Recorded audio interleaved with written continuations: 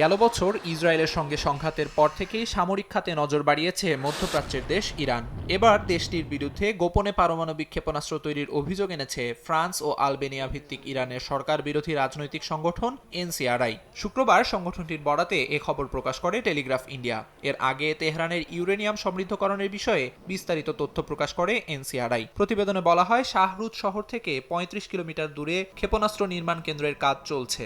সেখানেই পারমাণবিক শক্তি সম্পন্ন ওয়ারহেড তৈরির কাজ চলছে বলে দাবি করা হয়। আর এই ওয়ারহেডটিকে ঘাম-100 নামের একটি রকেটে যুক্ত করা হবে, যা ৩,০০০ কিলোমিটার দূরের লক্ষ্যবস্তুতে আঘাত হানতে সক্ষম বলেও দাবি করা হয় ওই প্রতিবেদনে।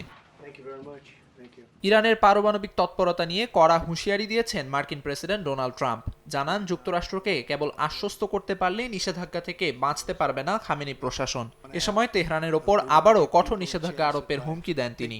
বলেন, তেল বিক্রির টাকায় ইরান যেন সন্ত্রাসীদের মদদ দিতে না পারে সেই পথ বন্ধ করবে যুক্তরাষ্ট্র।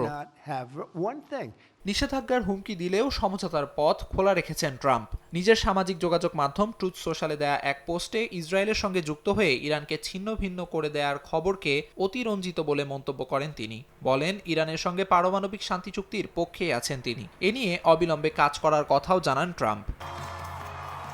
এর আগে ২০১৫ সালে যুক্তরাষ্ট্রের তৎকালীন প্রেসিডেন্ট বারাক ওবামার অধীনে ইরানের সঙ্গে পারমাণবিক চুক্তি সই করে ৫ বিশ্বশক্তি ও জার্মানি। পরবর্তীতে ট্রাম্প ক্ষমতায় আসার পর ২০১৮ সালে একতরফাভাবে এই চুক্তি থেকে যুক্তরাষ্ট্রকে প্রত্যাহার করে নেন। সেই সঙ্গে ইরানের ওপর একের পর এক নিষেধাজ্ঞা আরোপ করেন তিনি।